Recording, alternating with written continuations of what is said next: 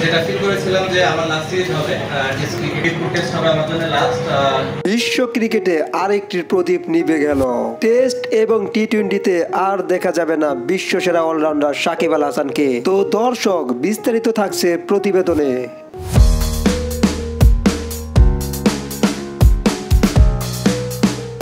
অবশেষে সবার মন হতাশ করে অবসরের ঘোষণা দিলেন সাকিব আল হাসান। বিশ্ব ক্রিকেটে যেন আরো একটি প্রদীপ নিভে গেল।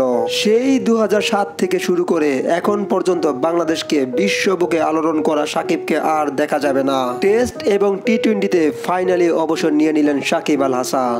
আজ ভারতের বিপক্ষে কানপুর টেস্টে মাঠে নামার আগেই এই ঘোষণা দিলেন সাকিব। তবে সাকিব আগামী মাসে আরো একটি টেস্ট ম্যাচ খেলতে চায় দক্ষিণ আফ্রিকার বিপক্ষে। সেই টেস্ট ম্যাচটি হবে সাকিবের আন্তর্জাতিক ক্রিকেটের শেষ টেস্ট। টি-20 নিয়েও কথা হলে সাকিব বলেন, গত টি-20 বিশ্বকাপের শেষ ম্যাচটি ছিল তার শেষ টি-20। সাকিব আন্তর্জাতিক টি-20 ম্যাচ না খেললেও ফ্রাঞ্চিক লিগগুলো খেলবে। তবে আরো একটি ক্রিকেট প্রেমীদের হতাশার কথা হলো ওডিআই ফরম্যাটেও বেশি দিন খেলবেন না সাকিব। আগামী বছরে চ্যাম্পিয়ন্স ট্রফি দিয়ে নিজের আন্তর্জাতিক ক্যারিয়ারের ইতি ঘটাবেন। এই সাকিব হারিয়ে গেলে কি কখনো বিশ্ব ক্রিকেটে আর কোনো সাকিব পাওয়া যাবে?